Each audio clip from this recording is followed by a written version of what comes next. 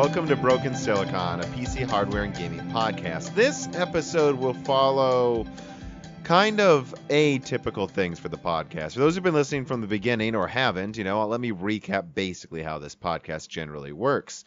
There's a news recap with me and my brother, and we're pretty goofy guys, but we go over all the latest things going on with Intel, ARM, Nvidia, AMD, TSMC, Global Foundries, usually we talk about games a little bit. And then the next episode, because I don't think you want just a skeleton podcast, right? You don't want us talking about news recaps every week. There will be weeks where there's nothing to talk about. I interview people in the space. And then usually the third episode is either a history lesson or another interview. So, right, it goes funny news recap, interview, and then a bonus episode, and then another funny news recap. This episode is said bonus episode, and it actually was fascinating for me. It gets much more technical than the other ones, though, or should I say non-gaming-ish. There's not a whole lot of gaming discussion going on here. But the server market is everything, frankly, right? Especially with new hyperscaling systems going on, where you have Amazon literally with millions of cores, so they can run ideally, right, unlimited transactions, and there are all these one-click buy buttons going on per minute. They want unlimited transactions. They have AWS servers. They want people to have ultra-secure data that they can't lose.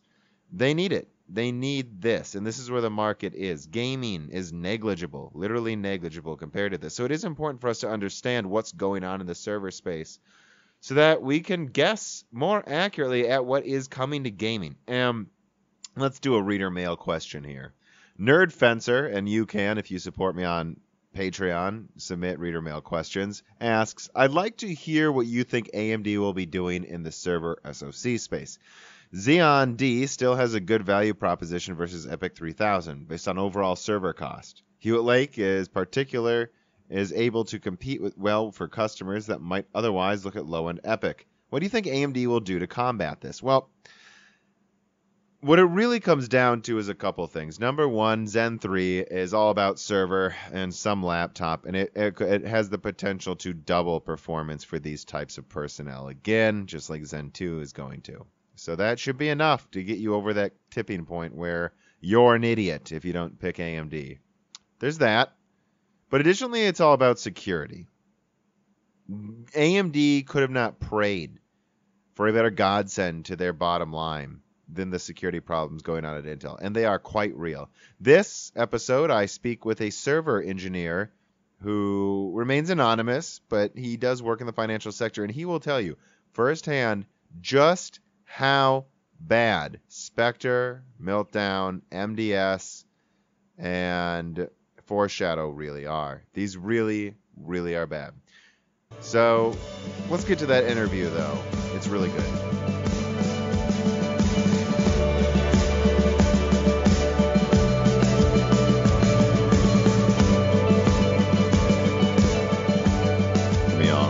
Yes, I can.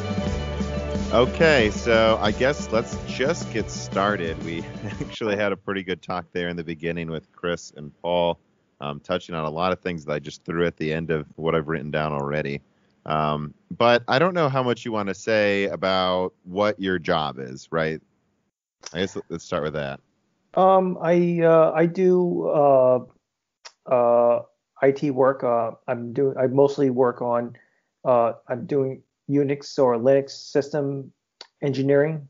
So I develop all the systems, the infrastructure that goes into building out servers in a financial institution. I've been doing it, all sorts of Unix and Linux IT work and networking for about 19 years. I've been doing it professionally. Personally, I've been doing Linux for 25 years, actually before Windows 95 came out. So been working on servers for a long time.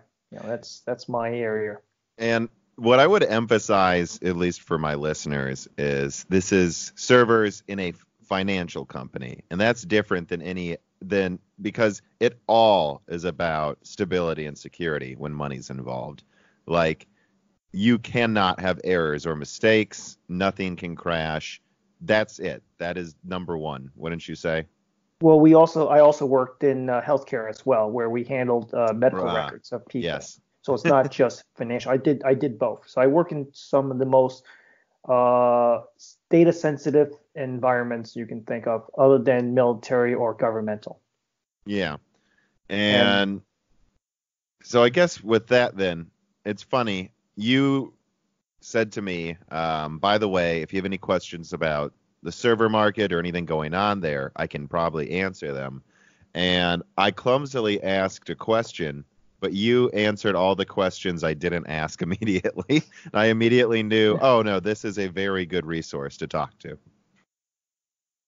well, 20 years. I mean, you've been doing Yeah. it for a long time. I mean, you're in the outs. I mean, I've been involved in purchasing decisions up to probably $750,000 now. That may not seem like much, but and that's not much for a financial institution, but for smaller, medium-sized business, that's a significant amount. And basically, I ran many IT shops. I was oftentimes the person that did the operations, the implementation, the development, and the planning, and the purchasing decisions as well. At least in the healthcare space and financial spaces, you're more siloed. So I was mostly focusing on infrastructure development, especially now cloud development, so cloud engineering development. And it's funny because when we were talking, you mentioned TAMs, and I'm like, yeah, that's me though. So I'm kind of the other side. So I'm used to now I'm in the automotive industry, but I'm used to talking kind of people like you, except basically convincing them to actually buy our stuff. So I suspect there's a lot of insight into how it works that we could probably understand, because I'm kind of just the other side of the coin.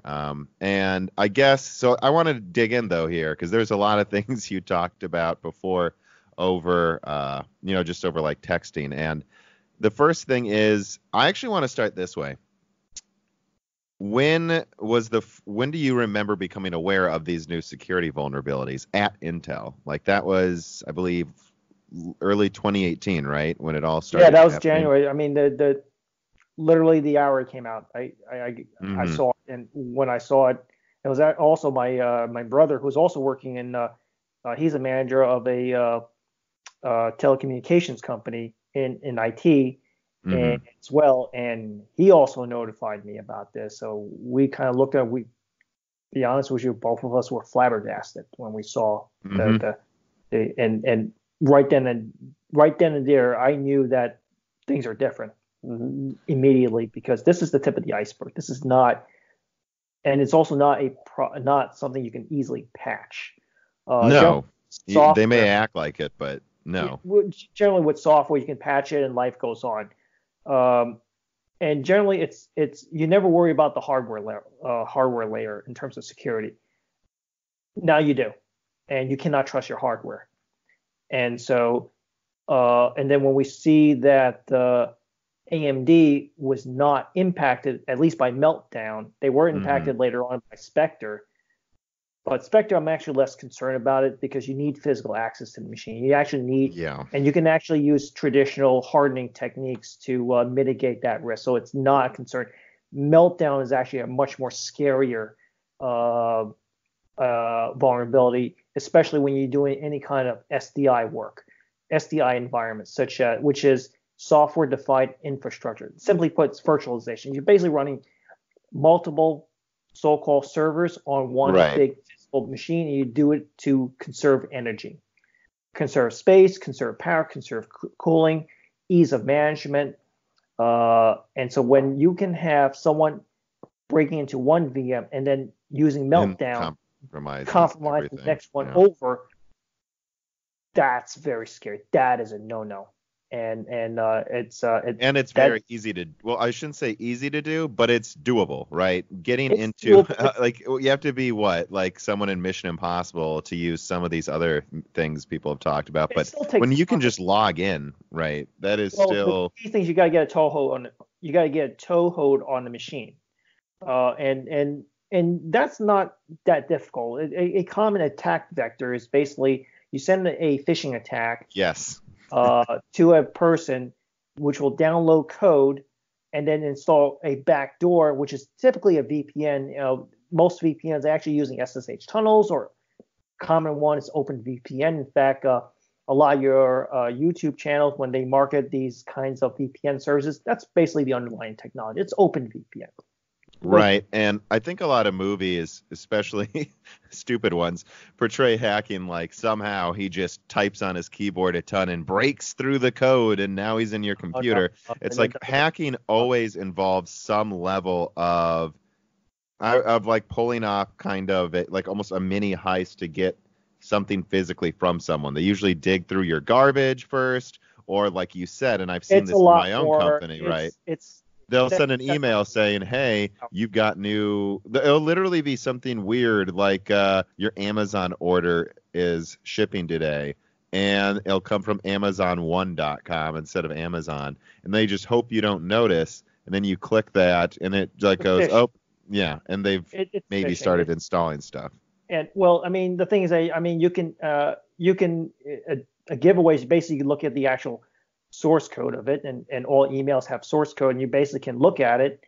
And if you get weird URLs and weird domain names, weird server names, that's a dead giveaway. But it's a dead giveaway to me or you, but someone in my company, he's been doing fake phishing attacks just to see what would happen if someone put one together. Very easy. Yeah, and he's like 40% of you clicked on it. 40% of you compromised your machines. He sent that in a company-wide email. He was not happy to see that 40% of people just clicked through like 3 links quickly like it was nothing. Because people are going through their days, and they're on automatic, and this goes to the inherent weakness of humans, which is that humans are not good with low frequency, high impact events. I mean, look at preparations for natural disasters like hurricanes and wildfires and floods and whatnot. It doesn't happen that often, but it's a high impact. So humans aren't very good at low frequency, high impact events. That's the bottom line. And you can't you cannot educate your way around that. Mm-hmm. And so what you have to do is you have to design your systems to be inherently secure to protect them. I actually have a lot to add on to that, but I'm going to save it for later just to go back to this. So what I want to know is when you found out about Sector and Meltdown, did Intel send you an email ahead of time, or was it literally just on a website that you found out? We found it on the web, I mean, a lot of times it's a lot faster. We just get on the web, I mean, even we have internal channels. It's still, I mean, it would still take time. Actually, I was more upset with the register for releasing that information too soon, and basically forced the entire industry to scramble, and basically had patches put out that weren't stable. In fact, I had to back out kernel updates because they would crash the machines after 45 minutes. And you basically put people at risk when you do that. They were basically trying to do show off or something, but they really put a lot of people at risk. And I'm more upset at the register than Intel at this point. Yeah, and so I guess, well, there was that scrambling phase, but what I remember too is then a few more came out later last year as well, right? The big one was L1TF. Yeah. That's commonly known as Foreshadow. Yes. That was the one that came out in August, and when I put that in there, I instantly saw a almost 20% drop in performance. In addition to Meltdown, that's how I got to around almost 30% performance hit. And so at this point, I guess, what was the mentality going on about ordering more parts from Intel? I mean, so now there's a third one. Were you immediately thinking, oh, there's going to probably be a fourth one too, isn't there? Well, I knew that from Meltdown. I mean, right away, this is the tip of the iceberg. I mean, I was hoping that it would take longer. It wouldn't take that quickly, but it's a pretty much almost like a 6 months, 3 to 6 months um, event. Every 3 6 months you get something. So, and every 3 6 months you're losing performance. Right. And would you say, and now Zombie Load just came out, which is, again, MDS. yeah, I'm no expert, but it seemed like that one might be the worst. Is that correct? If you take it on its own, it'd probably be no different than Foreshadow. Foreshadow really hit hard. Mm-hmm. What happens is that you have a weakened server, and it's basically the camel that broke it's the straw that broke the camel's back. And basically, that's how we're starting to see 30 to 40%. What I'm learning from not only from Red Hat TAMS, but which is Linux, but also from my fellow professionals in other firms. We do our own meetups and we trade information. And what I'm finding out is that on average, they're getting a 30 to 40% performance hit with hyperthreading turned on. When you turn it off, that's when you start getting into the 50 to 70% performance hit. And one server, which I'm still finding a little dubious on, is from Red Hat. There was a customer that had a 64-core Intel server. That's a four socket server, not a 2-socket server, because there is no 32-core Intels. So it's a 4-socket server, and that one took an 80% performance hit, which I think it's more likely the people there didn't know how to configure their servers more than it. Yeah, I'm thinking about 80% from hyperthreading. I don't know, but it'd have to be completely overwhelmed, and that's like you're getting into theoretical performance territory when you hear 80%.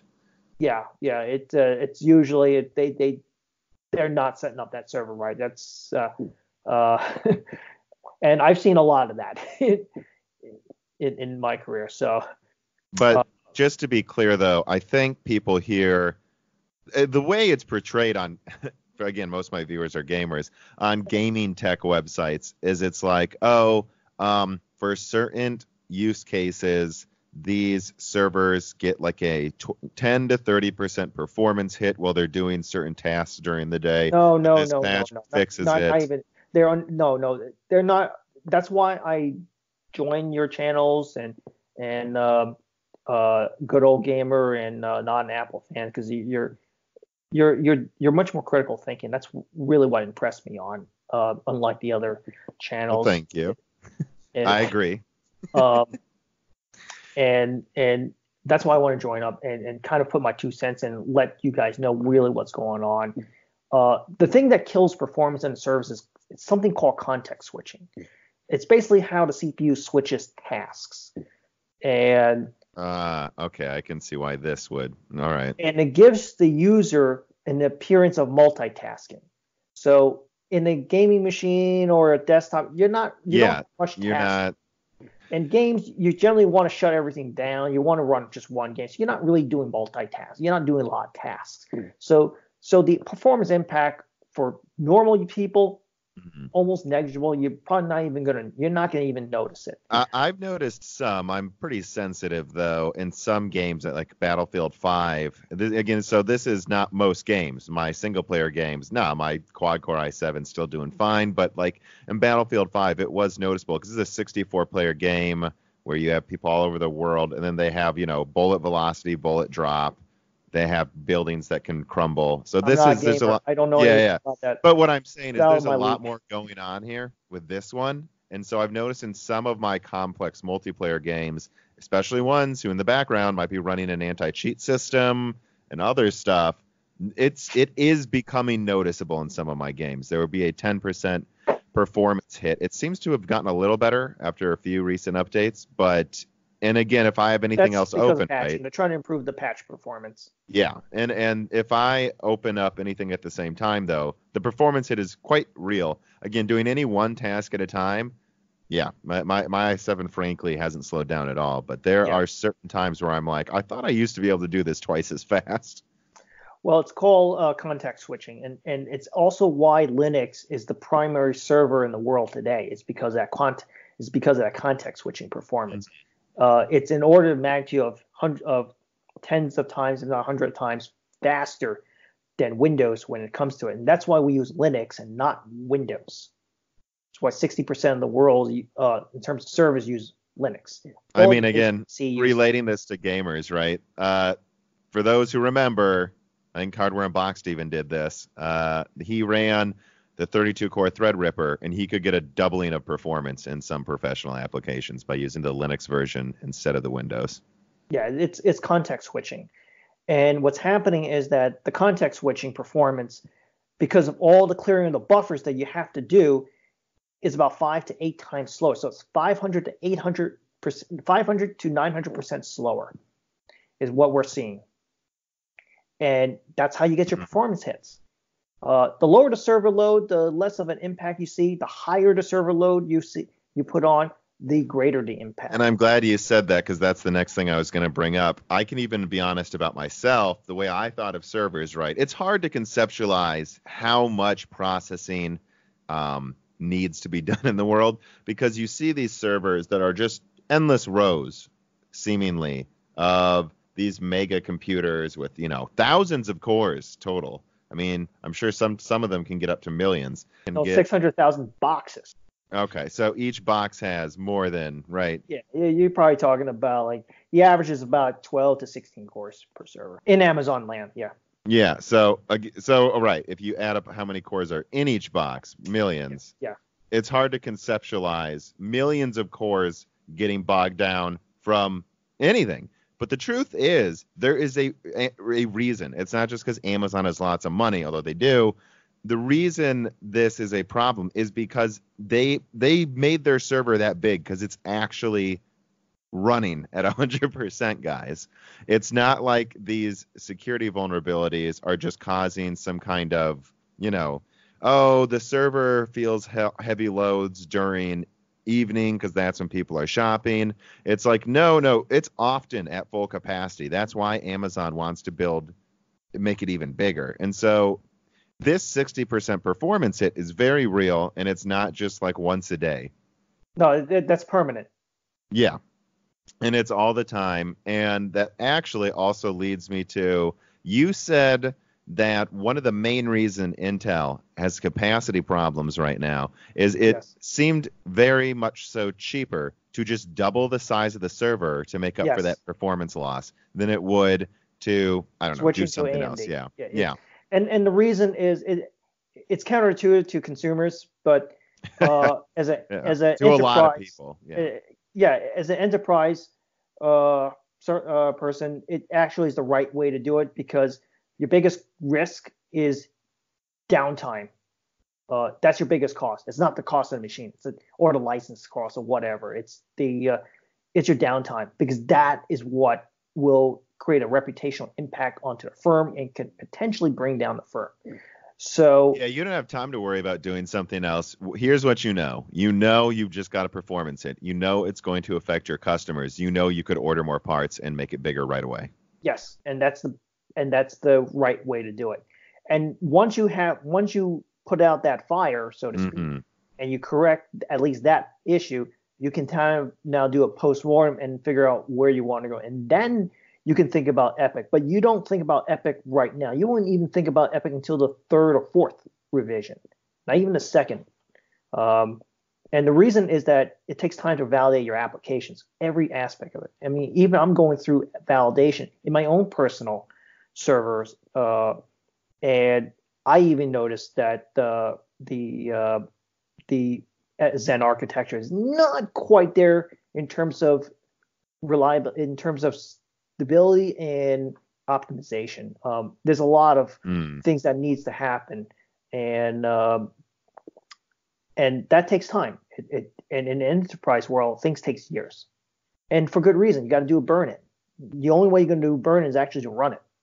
So that's why the uptake is very slow. I don't anticipate any kind of major change in the enterprise space for another 5 to 7 years, knowing the enterprise cycles. It's not. Yeah, and when it comes to stability testing, I think some people think again, most of these people are gamers who are probably listening. They'll go, oh, I ran it for 8 hours straight and it didn't crash, so that's good. Well, it might be good for you, but for instance, I actually have mining 3 years. servers, yeah, in my house. 3 years And there have minimum. been stability, so I overclock and modify the BIOS on my cards to make more money.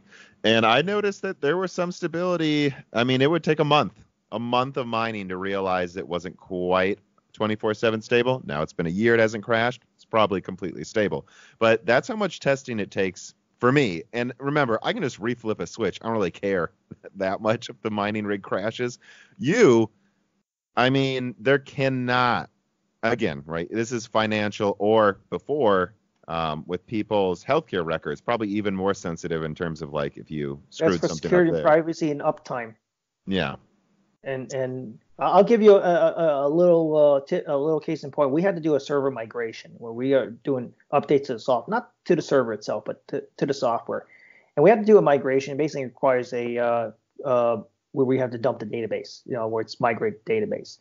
One of the things we did in our application in our infrastructure is that if we ever have to, we can always get the application up on a moment's notice because we're dealing with medical data. Some of it actually needs in real time.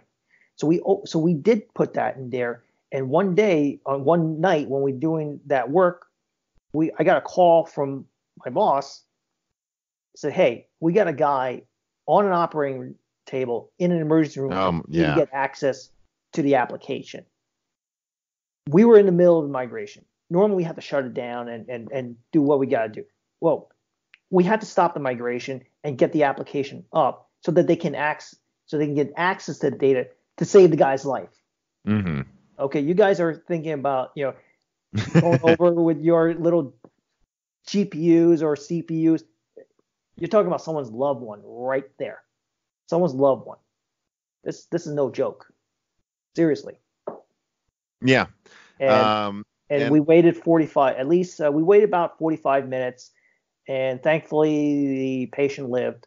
But unfortunately, it caused like a 3-hour delay in our migration. So worth it.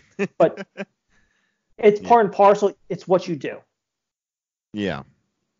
But that's the stake that's involved when you do enterprise IT. The margin of safety is so razor thin. That's why enterprises are very conservative. That's why they don't go and switch over to an Epic because it's cheaper. That's meaningless because the risk is downtime or not having your that's something I've thought about too. Or worse, having data corruption. What if let's say that patient, you have corrupted data and that person gets the wrong medicine? Yeah. What I think, again, that's something people think, and that's something I've seen talked about before, but again, not enough on the gaming channels who are like, well, AMD is going to take all the market share instantly. It's like, well, they could take a lot eventually, but what you have to think about is when you see that, and I've seen so many gamers post like Xeon prices next to Epic prices and just laugh like, ha, ha, ha, but it's like, well, that's actually not that much of a cost as you would think compared to everything else going on in the background. The labor cost is the most expensive part. Now, I mean, you have software licenses that are in the $50,000 a year per socket. Yeah. So, I mean, getting that one CPU, it's just, it matters to a certain extent. But what I've said is the way AMD will need to beat Intel is they literally need to make it so that it's more expensive for them to like that Intel could give away their stuff for free and it would still make more sense to get AMD. That's pretty much how much of an uphill battle it is. The security vulnerabilities, again, this is the type of thing where I really think people need to, I think, for instance, it's not just like gamers, it's financial analysts, I think, are massively missing some of the story here when they see Intel has capacity problems. They're like, well, it doesn't matter. AMD might be resurgent. No. The reason they have capacity problems is because all the enterprises are buying the servers. Yeah. That's why you saw it.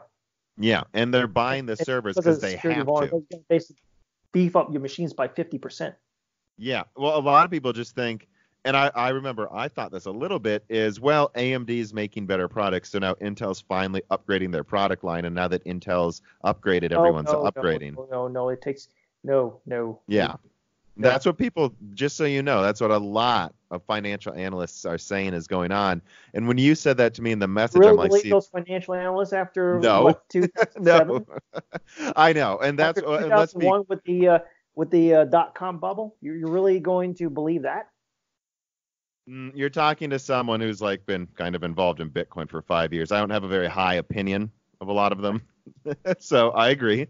And it's just, but other people listen to them, and it honestly blows my mind. Like, that's what, when you sent me that message, that was the part that I really latched onto immediately, where you're like, they are buying more servers because they have no choice. They've lost capacity. They need to bring it back up. And that's common sense when you hear it, but no one else is talking about that, which is odd to me. But all of these other, anyone who is, this isn't financial advice. I can't advertise it as that, but I just don't forget that, everyone, that's why Intel's just so capacity constrained, because people have to upgrade, not necessarily because they want to. No one's happy this has happened and that they're upgrading now.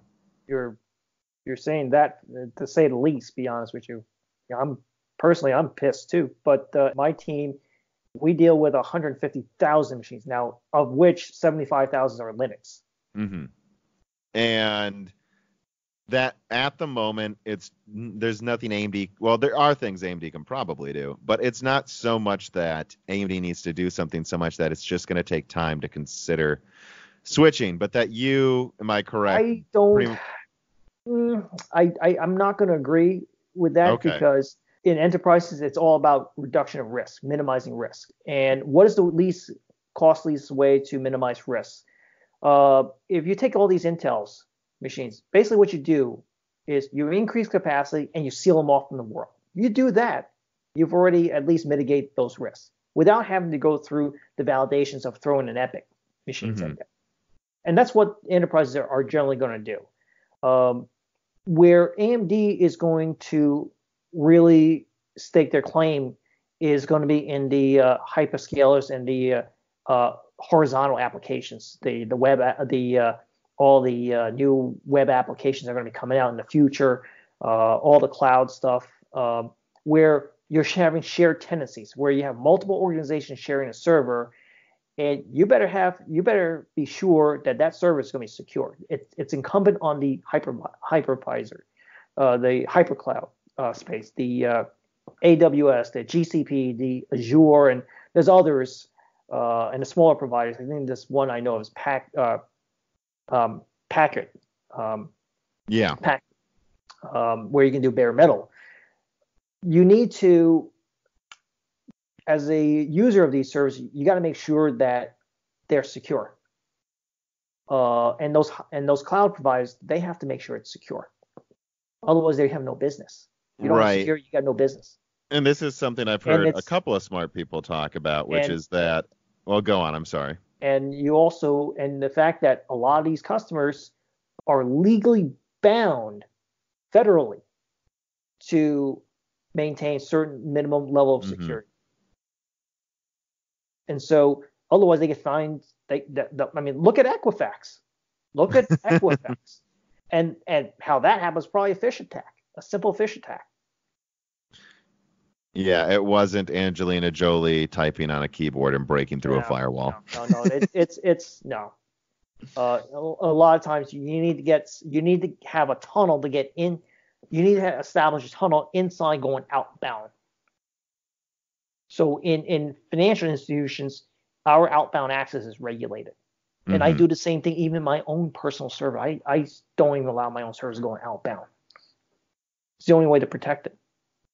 But this is something some people have brought up that I thought was pretty smart, which is what you have to understand is, like you said, it's these hyperscalers, it's these giant new data centers. Yes. That's where AMD can take market share. And they're creating the new market for it. That's exactly. And this market's growing so fast that because so many people go, there's no way. And some of them will be people who work at Intel who I believe are just telling themselves this to feel better. They'll say there's no way we're going to lose these 20-year relationships relationships, and they tell investors we're not losing anything. I don't think the rank and files are saying that. I think maybe some of the up executives are thinking about that, but Yeah. I don't think the rank and files are. I think they're just they want to do the Well, best. Intel's management seems pretty out of it. Like they were just completely I mean, you can almost tell. I mean, the behavior they've exhibit since Epic came out it actually kind of surprised me, because typically if you service enterprise, you tend not to act like that. You tend not to scramble. That's not a good sign that like you're not prepared.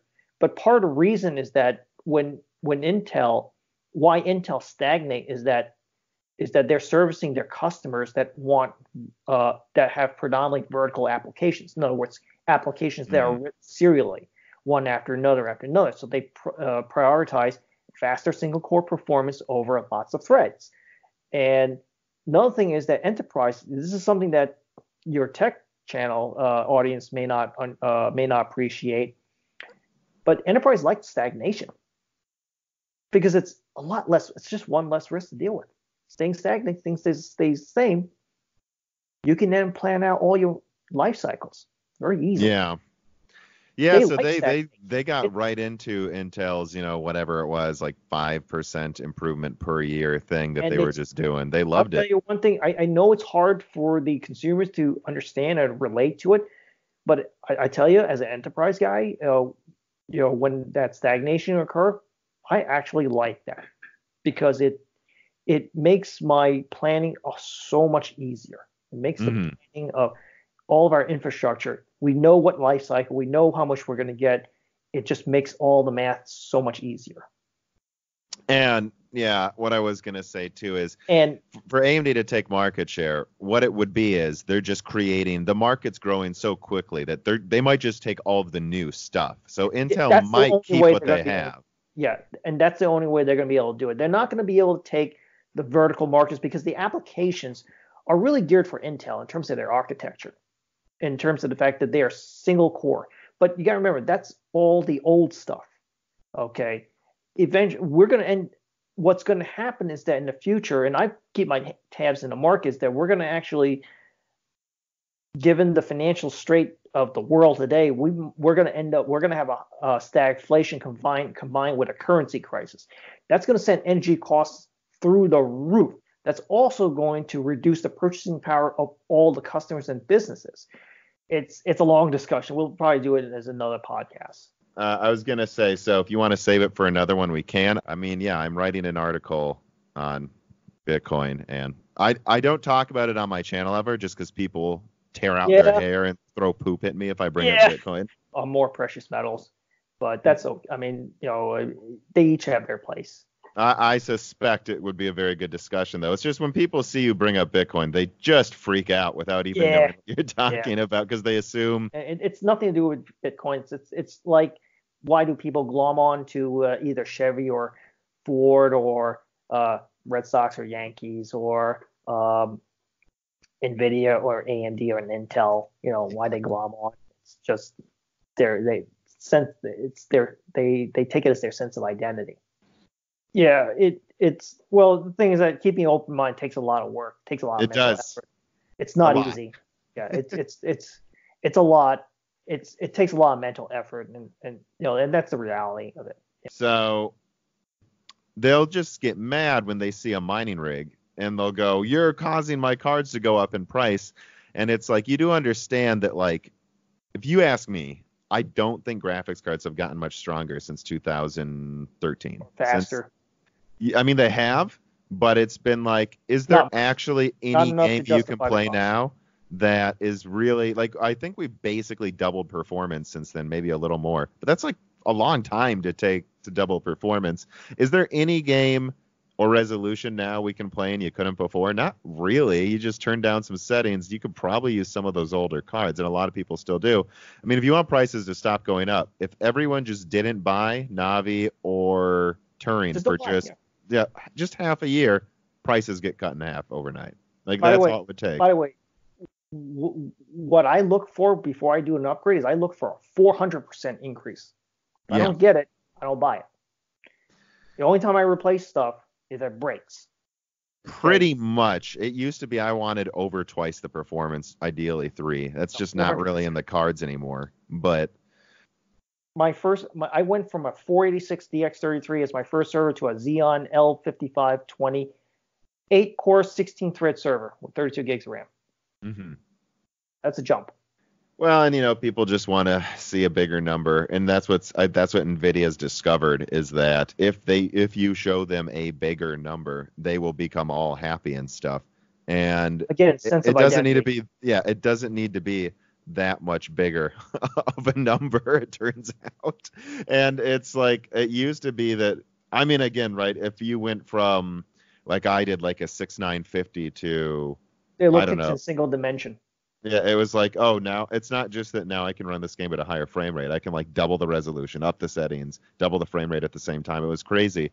And now it turns out people will be happy if they just go from 60 to 70 frames, even though their monitor runs at 60. And it's okay. If that's sure, I guess it's fun to buy new stuff. And it is, to be clear, it is fun to buy new stuff. It's just, I don't know. But I think let's move on to that because you did bring that up earlier today.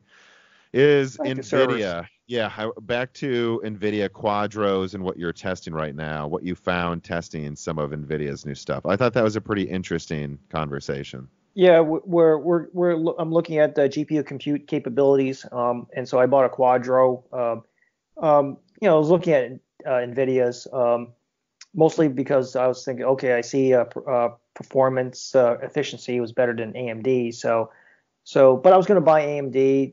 Professional, both of them are professional graphics cards, the WX 8000 series, and 7100. I'm sorry, 7100.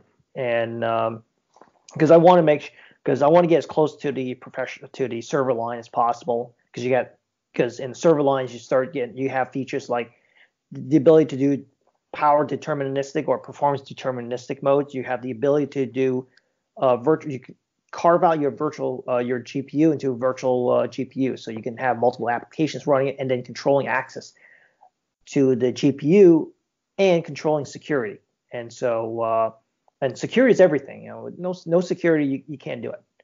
So, and remember, I'm doing it in the shared tenancy. Now, if you're doing a single monolithic system, that's a different story. And in that case, NVIDIA is actually winning, does much better. And that's why you see more NVIDIAs, Teslas in data centers than so much than AMD. But what I found out is when you try to impose some sort of security controls on an NVIDIA card, especially at first trying to use pass-through, that the card actually becomes unstable. The driver is actually less stable.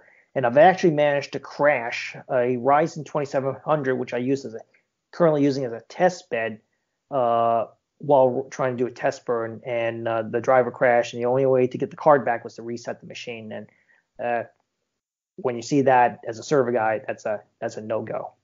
And then on top of that, you have to think about, okay, you're writing applications on a platform. What is the viability of that platform 20 years from now? Your gamers are thinking only like the next year. Okay? Yeah, if that, it seems. Yeah.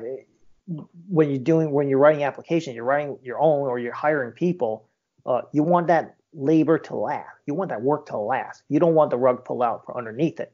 You don't want to write a CUDA application and then all of a sudden, 12 years into it, all of a sudden something happened to NVIDIA. Well, now you got to rewrite your application. What happens to your competitive advantage? Applications like this that can last 20, 25 years. That's the lifespan. So, to be honest, I'm still surprised CUDA's around in such a big way. I thought by now, because everyone wants open standards and choice, but it's still there, I guess. No, because NVIDIA had a better performance, and when you're in the HP, especially in the HPC space, performance is everything because the cost is really in the power. Those systems are over $100,000 in power a month. Yeah. So if you can get 20% better performance, that's going to save you 20% power. Right, and I don't want to necessarily go back to this conversation, but that's what I talk about when they're building new hyperscaler like systems. And it's like, well, it's going to take, when people go, well, look at Epic, it's 20% more efficient or 10% more efficient. It's like they need to get it. I mean, look, energy is money, so either way. But when AMD will start really taking a lot of the new contracts is when they can literally make the argument, which I think they're not quite to, but they will soon be able to make, Probably that, Zen 304. yeah, The way I think they're looking. You'll lose money even if Intel gives these away for free because of how much less efficient Oh they are. yeah. And For that's sure. the Like, I argument wouldn't that will take. take market share. Yeah. I mean, you look at the Cascades advanced processor. 56 cores, 112 threads at 400 Glued together, as Yeah, they like to say. I mean, the second I saw 400 watts, I honestly, yeah. When I saw 400 watts, I was just like, is someone actually going to buy that? I mean, yeah, it's idiotic. It's completely dumb. I mean, I think it's just Not to there so mention, they how are can you going say to it, cool right? that thing? You have so much heat coming out of such a small space. I mean, the equipment necessary to cool that thing is going to be astronomical. You're probably not going to even be able to air cool that thing. No, what I read is, I forgot which company it was. They said they had to add a full loop liquid cooling system for the entire server, and they were weighing the cost of doing that and getting the 56 cores. And I'm like, what? Are you nuts? Yes. Yeah. But here's the other thing is that then now you got liquid cooling running through it. What happens if the pipes leaks? Yeah. Well, and again, we're not talking about one gaming rig where you can triple check the pipes. You're going to have to triple check how many pipes? Million? Like, how many of these little tubes are you going to have to double check? And how will you how will you know one of them won't? And that's what they're talking about, is adding new space for a liquid cooling and mega radiator room. No. Completely idiotic. I mean, I agree. But I guess I will say that that's what I've kind of been saying is, I mean, that was one of my first videos. The first one that got any amount of views was reality will catch up with Intel. And my point was, it's not like you can be just as good or 20% better, right? Like, let's say Ryzen 1000 was this much, a little better. That's not enough. And then you make something twice as good. I know you think it might be enough if you're a gamer, but being twice as good as the competition actually isn't enough. It's going to take Zen 3 for reality to really catch up with Intel. Because that's when... That's where I'm intending to switch, around Zen 304. Yeah, and that's when... And this is the important thing. It's two things. It's you have to be more than twice as good, number one. Number two, people need to understand this isn't a fluke. I think a lot of people saw Ryzen 1000 and go, oh, well, AMD pulled a rabbit out of a hat. Let's see how Intel responds. And then Intel's response was almost nothing. And AMD then comes out with Zen 2, and you go, oh, wow, they did it again. But still people are going to go, oh, well, they did it twice. Intel's really going to have to fight back. It's going to take Zen 3. It's going to take that third time of AMD just doubling performance effectively again. Because you have to go through several cycles. We have to see what the product is going to do over at least 3 cycles.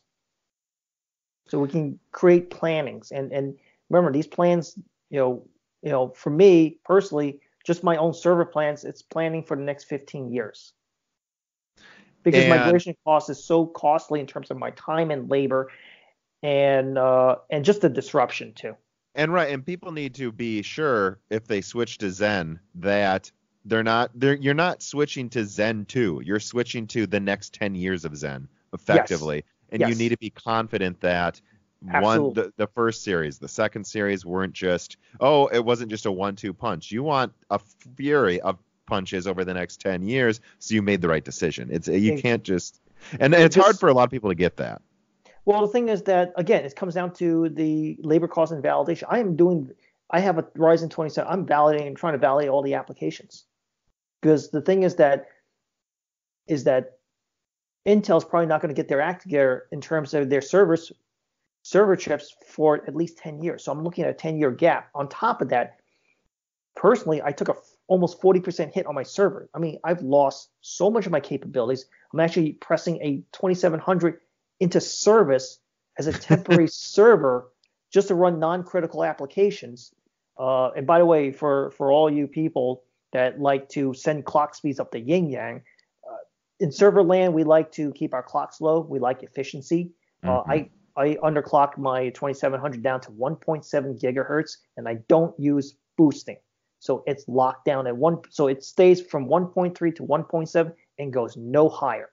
And I get the power down to around 45 watts, full tilt. And sad thing is that machine is actually 5% faster than my 1.8 Xeon, gigahertz Xeon. That costs $10,000. Yeah, I know. And that's a cheap server, by the way. That's actually a server that's about half of what it should be for a data center. The average is about 20, 25,000. And so you can see it's almost there. It's almost to the point where it's cheaper even if Intel gave you the CPUs for free. But it's just until that happens, it's just not worth it. And again, yeah, that's a thing.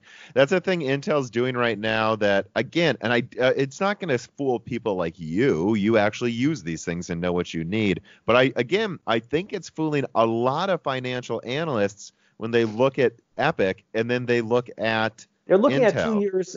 They're looking at 2-year horizons. This is not. Well, and they're looking at the boost clocks. Like when you see those boost clocks on the Xeons, and they're like the base clock's a little lower nowadays than Epic, but then the boost clock is like 10. You know, like they'll have that 56 core, and they'll go, oh, boost to 4 gigahertz or something, and it's like, yeah, it's never going to be running at 4 gigahertz though. So, are you kidding me? Cool it.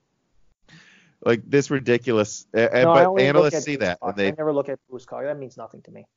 I know, but that's not what analysts always look like. And by the way, I do think there's something to be said, even for gamers, just so you know. You look at the 9900K, I know it has a 5 gigahertz boost clock, but its base clock's 3.6. I mean, that's the same as Zen 2. And if you are playing a game for 2 hours straight, I can assure you it might start going lower than you think it is when you're overclocking, because eventually it will saturate with heat, depending on the system. And if you watch it, it's not expand your chip. Yeah, and especially if you're not overclocking it, and most people don't actually overclock it, so it will just start going down to about the same performance as these cheaper, more efficient AMD ones. I know it went to 5 gigahertz for 10 seconds, but I guess it's sometimes useful to boost on laptops if you're doing a like 10-second encoding task quickly. But that's about it. That's about it. I generally don't like to boost my machines because me neither. It costs more power. And in fact, to give you an idea, all the security vulnerabilities, my server used to run at 233 watts, full tilt, maximum performance. When you tack on because now you're taking clock speeds and clearing the buffers to protect the data, you're now consuming about 267 watts. And my data centers, basically they charge on a per amp basis. So if I go over 240 watts, they charge an extra $15. And unfortunately, the server is over 240 watts, which means I pay an extra $180 a year for that server to power it up for a server that now can only operate up to about a little over 50 VMs when at its height, it was able to run up to almost 140. Yeah, I mean, I guess one thing to go back to then. So with Nvidia versus, right, not Radeon, but professional AMD graphics cards, I guess how do you see that market? Like you said that do you think AMD has any advantages with their more open standard? Or I guess I'm trying to think of the question. Long term, yes. Long term. Okay. I actually, I mean, when I worked with both the Nvidia cards and the AMD cards, I found I had more issues with the Nvidia cards. And contrast to the AMD cards, even though it was less energy efficient in terms of actually working with the card and actually tuning it, it was much nicer. I struggle a lot more with the Nvidia card. The AMD just slide right in, probably 15 minutes, I was up and running. Yeah, and I think that's something that will surprise other people too, because the drives are better. Yeah, everyone keeps saying, well, NVIDIA's drivers. I'm like, no. Even at the professional level, they're not. I don't know, and I don't know why. They should be better. They're more money. I switched. My very first card was NVIDIA for gaming, and I switched to AMD because I was tired of it crashing. It was always crashing all the time. I went on Nvidia's forums. Everyone else was too. So again, it's true. I really think there's some ridiculous tribalism and fanboyism going on where if you're on deep in an Nvidia forum, everyone admits their cards crash all the time. The second you go to a more open forum, though, oh no, I never have any problems. And I just I don't don't know. really care. To me, it's just a means to an end. Yeah, I just don't know how you're not helping yourself when you ignore stuff like that. And I remember the Titan Volta, especially. I thought that was a very hilarious example because the entire argument for Titan Volta, this cut down, V100 card, they said, no, this is not for gamers. This is a $3,000 AI research card. And there was a pretty big scandal with many startups, so it with its tensor cores, it was able to run certain workflows at about like 110 teraflops, something ridiculous. So yeah, I mean, that's the equivalent of like 5 cards. And they found that they had to underclock it, they said. Rely, you got to trust the results 100%. There's no if, ands, or buts. And if you try to deceive, which results in data corruption, where you're talking people's lives at stake, will sue you out of existence with that. Yeah, and just so just to be clear, what happened was they're having like literally 10% error rate in some of their. Yes. We had to underclock it so much that it would have been cheaper to probably just get like a Vega or even a Pascal card for running these workflows.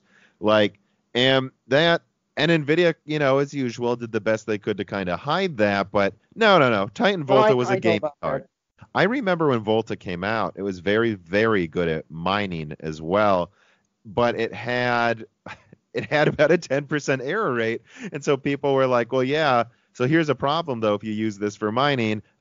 If it gets an error, you're not getting paid for the work you just did. So, I mean, and I've noticed that in a lot of NVIDIA's architectures. I really think they are cutting corners to get a higher number. They're very good at getting one number. You tell NVIDIA you get the highest number of this, and they'll go, okay, we'll do that. We'll make it more efficient than AMD. But they always seem to have these corners they cut that they hope you don't notice. I mean, Tech Yes City just did an analysis where he zoomed in on like 4K screenshots with an AMD and an NVIDIA graphics card. And he found, indeed, the NVIDIA card was blurring multiple parts of the screen in the corners, on license plates, on cars. It looks less clear. And you can't easily notice it while you're gaming. But I have noticed that. I have an NVIDIA laptop, and I don't care because, I don't use this for heavy gaming. I wanted a 25-watt laptop, something that's incredibly portable. But if I want to play the Division 2 on the go, I can. So I don't care if it doesn't look amazing. But on my expensive... I can't relate to your gaming. I'm not so sure. But what I'm saying is if I'm on my desktop that costs it's for editing, but it costs over $2,000 by now, I think, total, if I think about it. Mm-hmm. Yeah, I mean, I want what I'm looking at to look perfect, and I can't imagine. I just don't get it. Is it really worth paying all of this money for these more expensive cards that are nerfing your screen? They are nerfing the image quality, and you're just getting a higher number, and that higher number is higher than your refresh rate. You're getting nothing out of this. But NVIDIA is very good at getting that number. It's just don't notice all the corners they cut to get there. And it's so weird that also applies to Volta, and that also seems to apply to a lot of their other stuff as well. I would hope it's not intentional. I don't think it is. But is it really possible that literally every big gaming benchmark channel on YouTube hasn't noticed that it looks worse? Because Google noticed, and that's why they went with AMD. So if they noticed just by doing a blind study within their offices, you guys are supposed to be tech, quote-unquote, experts benchmarking gaming cards. None of you are noticing? I notice. And so eventually I do want to test that in depth. But I just think that's completely... It's very weird more people aren't talking about the corner cutting. Just again, is what I'm saying. Well... I bought both cards because I want to test it for myself. So, and that's, I didn't know about that part, but I can already tell with a trained eye that there's stability issues with the NVIDIA graphics. So I've had numerous occasions where the NVIDIA card just fell off the PCI bus. No, as in falling off the bus. I mean, it's basically the driver lost contact with the card, Oh, and it basically you can't you cannot reset the card without resetting the machine. yeah. And if you've got 50, 60 VMs on that 2700, you got to restart all of that at the same time, and that's to restart. Give you an idea, restarting a server is not like restarting a desktop or a laptop. It takes You just time. press the reset button. Come on. No. You got to make sure everything is down and before you bounce. And then when you bring the server up, you have to validate everything. That's what takes the time. And to restart my servers, it takes anywhere from an hour to 3 hours to restart a machine. Yeah, so it's really. I don't know how much more I have to add to that. It's just I think it's weird people don't talk about those problems more often, because for me that's a showstopper. It's like just well, it is a showstopper literally, and I don't understand how people can just become so tunnel vision for like a 20% higher number when it's like, well, yeah, but don't you want this thing to just never crash while you're playing a game? I don't like. Isn't that more important to you? It is for me. Because they're seeking validation from other outside people. They don't have any sense of accomplishment or pride in themselves. They know deep down they're really inadequate, so they're just trying to compensate. Well, and they're not actually using it to play games. They're using it to get a big number, put it on a forum. And you know this is true because of the fact that 3D Mark even exists. Like really? It's in my opinion. Well, I don't go on forums. I'm sorry. No. But I mean, 3D Mark is a benchmarking application, and it costs $20, and it looks really cool, and it uses your graphics card to benchmark. And I'm like, so you paid $20 for a game you can't play? Literally, you paid $20 just so you could show other people your number. So effectively, all they're doing is just drag racing computers and graphics cards. Yeah. Like I would, and that's why I always laugh when I see 3D Mark in a gaming. I'm like, 3D Mark isn't a game. Why are you showing me the results? I don't care what you're doing. This is not a real application. You only test. I want you to run Handbrake on a CPU. I want you to run, I like actual applications I'm using for content creation, and then I see a 3D Mark benchmark, and I'm like, that's not even a game. That's not a game, guys. Maybe use it for stability testing. Could be good at that. But outside of that, no one should care who has a big 3D Mark score, because no one gets anything out of 3D Mark. That tells you and that's what I'm saying. The fact that company can sell a game you can't play for $20 to millions of people tells you, no, they really are not playing their games that often. They spent $2,000 to drag race on internet forums. Yeah. and then I think they had like neon lights sort of like on their computers. It's like, oh boy. Yeah, look, I made my desktop look pretty cool. My favorite color is red, so it's like made out of like a red steel, but I have not put LEDs all over it. So I think I need to go pretty soon, but the last thing I want to talk about is we've talked about Zen 3 and like what might come next. Like what kind of innovations will you I don't know, it sounds like you do want things to just be stable, but are there any big innovations coming to servers you're excited for? Like, I mean, Intel keeps talking about 3D X-Point, for instance, and stuff like that. Actually, it's coming from AMD, believe it or not, and that's why, because of security vulnerabilities and the fact that I can get more cores and more threads. And more importantly is that my applications are now more multi-threaded and more horizontal in nature versus 15 years ago where it's more vertical in nature. It's easier to make the switch. Even then, I'm still going to take my time and work it through. I might have to get a Epic Roam server sooner simply because my Intel server utterly collapsed. And even I may not even, as hard as I try to bridge that server, I may not even be able to. And if I take one more hit, I probably will have to buy a server right away and right away means within 6 months. Yeah. And I mean, I have I develop contingency planning already for that. So I have shopping carts, everything, list of server components, everything already lined up, ready to go. It's just, and I'm also preparing the server. If I have to do a quick migration, I can do that. But this is part of the things you got to deal with. You got to kind of plan ahead. Everything got to be planned ahead. So, but unfortunately, Intel's forcing my hand. So, And that's how bad things are yeah, and it's people. It's going to be like, I really think it's like falling off a cliff. People keep thinking that AMD will gradually do this or gradually do that. No, I think it's going to look like AMD is taking nothing, and then out of nowhere they gain a ton of contracts. yeah, It's that's a how it's going tipping to happen. point. It'll happen like that. And I suspect it'll be around 3 and 4. Yeah, and I guess in 3 they're looking at adding four-way SMT. Is that something that you guys have like? Is that something that would be beneficial for your server? Is Oh it yes, when again, I don't like to comment on. I don't like to trust on specs until I hear from the company themselves. sure? I never do any planning based on rumors and like that's just not that's Right. not I'm not asking. I'm just asking though. Would that benefit you? Like that type of. absolute. That's a big deal because then you can put more. You can actually get more throughput through the server. Um, and if it doesn't cost that much power, all for it. To me, the biggest one I'm waiting on is the Epic Frontier CPU.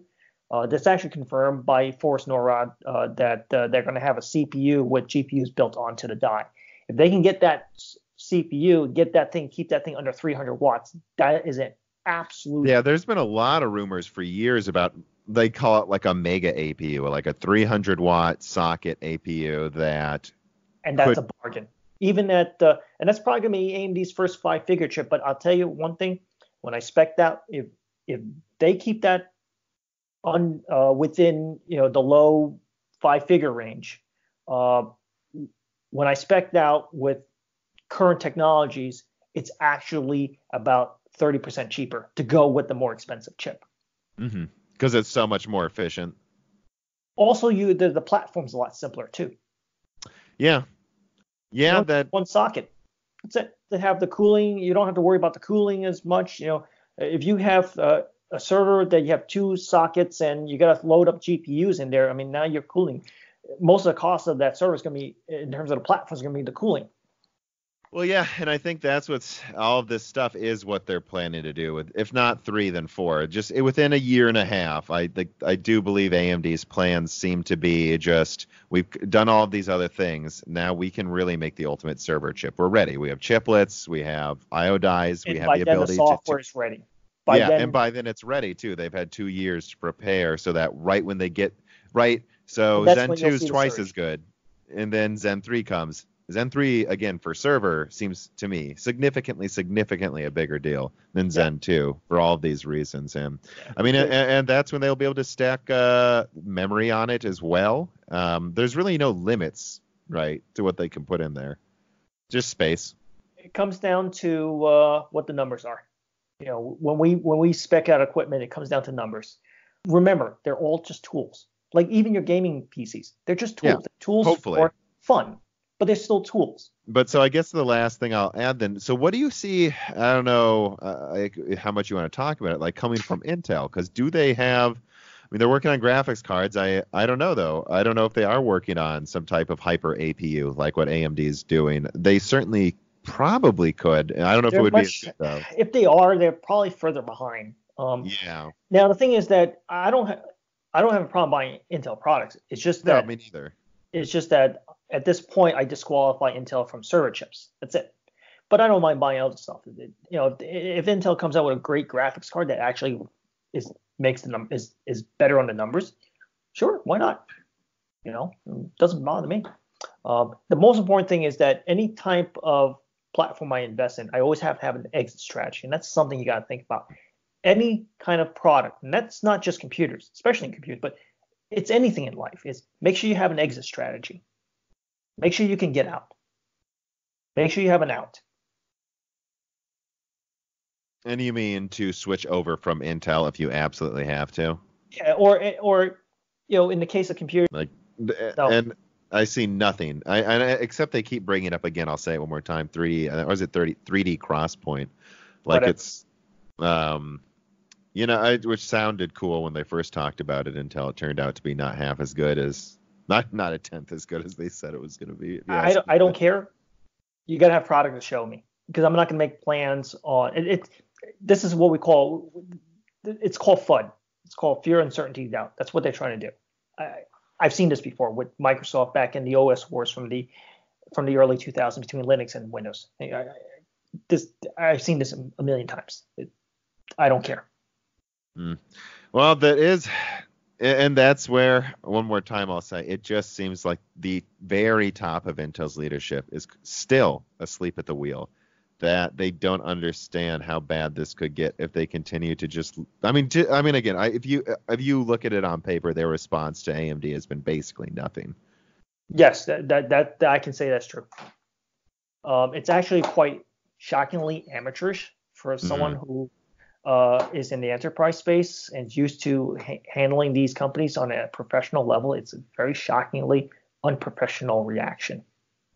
Right. And on top of that, what I suspect AMD could do, and this is actually my thought, is they could perfect the chiplet architecture so much so that they can actually create kind of like a McDonald's menu and present to enterprises and says, hey, what do you want on your EPYC chips, on your EPYC package? You want this chiplet, that chiplet, whatever chiplets. You want ASICs, you could have ARMs and x86 on one package, and then to basically build customized chip on an assembly line, sort of like how the auto manufacturers do it with automobiles. Right. You go online and it's like, well, our company wants socket. We have this many sockets and we want them to have this, and then they could, like you say, build the hamburger they want. Yeah, it's not going to happen because you have to retool the entire supply chain for that. That's about 15 to 20 years. But if AMD does that, it's just basically game over no matter what they're competing with. If I see signs of that, that's when I sense Intel's really in trouble at that point, because now they're going to be boxed out of that market. And not to mention that, again, vertical applications, that's the old style application that Intel's traditionally good at. When you have an energy crisis, it's going to make those applications too expensive to run. And then not to mention that in a currency crisis, it's going to reduce the cost of labor. So your switching cost gets cheaper, but your energy cost gets higher. And so what are you going to do? You're going to go to horizontal scaling applications. Yeah, that's probably what the big war is going to end up being. It's something me and him also talked about, is that I kind of painted it. I think it's a race to see which company can get to that hyper scheduling, combining threads thing first, because I do think AMD's working on that as well. But I don't know. Maybe not. Maybe it is just that Intel will figure out their own version of chiplets to a certain extent, and then they'll have a hyperscheduler. But then AMD's argument will be, well, yeah, but we can build this custom chip and 3D stack it with 10 different dies. What do you want in your, like you say, what do you want from the menu? No, we don't have this scheduling thing, but we can make something even more custom and more efficient than they ever could anyways. Yeah, and it's going to come down to energy efficiency is going to become the primary driver going forward. That's where ARM is going to make their pushes, really, in that, but not until we have an energy crisis, not until we have a currency crisis. Yeah, and that's why I like my video that's coming out tomorrow. It's again gaming focused, but it's like where I'm basically just saying I think everyone needs to buckle up, because the stuff I'm hearing all of these companies work on is pretty fantastical compared to what we have been used to for the past 10 years. I mean, past 10 years, it's like, here's more cores, they're faster. That's for sure. And I'm in the midst of it with in terms of application developments, all the enterprises, they're starting to go into containerized applications. That's horizontally scaling. I'm seeing that, and I'm actually retooling my skills for that too, because that's where the growth is going to be at. I mean, I've worked 20 years in traditional type of IT, but I'm getting to more cloud technologies.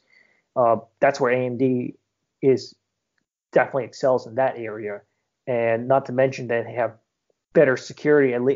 They have better security than Intel in terms of a track record, because I'm finding out that from my fellow professionals that the security professionals are actually having a difficult time. It's not impossible, but they're having a hard time cracking through AMD stuff.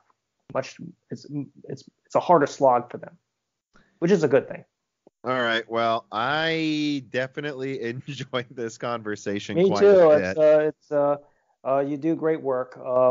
Hey, anytime you want to ask about enterprise stuff, related stuff, you can always let me know on it. I definitely will, and that's good because I mostly just get stuff from gaming people. So, like this is Won't a get gaming for me. I know, I know. I apologize that you had to suffer through, but most of my viewers think of computers as gaming devices, so I had to use gaming examples. But yeah, I don't know. Eventually, I think there's gonna be a Gold Bug Bitcoin podcast with you too, but that will be Currency Crisis one. But that will probably just go into the other channel, not to this one. We'll do it on the other channel. Yeah, don't do it here. This is a tech Yeah. channel. Okay. All right. Well, you enjoy the rest of your Saturday. We'll talk again. Will do. Thank you for having me. Yeah, thank you. Bye. Broken Silicon, a PC hardware and gaming podcast, is brought to you by me, Tom, of Moore's Law is Dead, and also co-hosted by my brother, Dan. Please visit Moore's Law is Dead at YouTube to see much more in-depth analysis of AMD, Intel, and Nvidia products and rumors. Also, if you love this podcast, please subscribe and consider giving me a review on your distributor of choice. It really does help. And if you really like this and my other content, please consider supporting me on Patreon at Moore's Law is Dead. Unlocked or higher supporters get to submit questions and have in-depth discussions with me after videos and podcasts. Plus, there are a lot of intelligent people on the included Discord channel that are having some pretty enlightening hardware discussions right now. I bet they wish you could join them.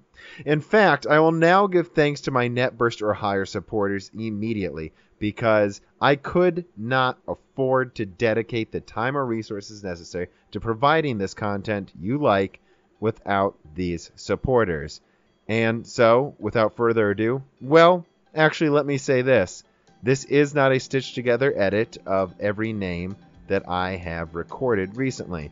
Every week, I say the same thank yous to all the names on my list, again, because I want to remember all the people making this possible. The following supporters are at the net burst 10 GHz or higher level. Bootman, Hunter Drake, Dean, Ruckus, Justin Yamp, Thomas Rupp, Tomas Paraj, Jesse Blanton, Jordan Betcher, Muhammad Al-Kawari, Victor Janecki, Matthew Brubacher, Prime Tech TV, Justin Parrish, Zachary Martin, Terrence Harrod, Colin Marco, Thyrister, The Ninth Dude, Greg Reniger, Kulin Lau, Daniel Cage, Night Rogue 77, Mechanical Philosopher, Michael Costa, Bollocks, Derek Evans, Matthew McMullen, and Christoph Novak. Thanks to all of you. And again, thanks to Sahara for this great music.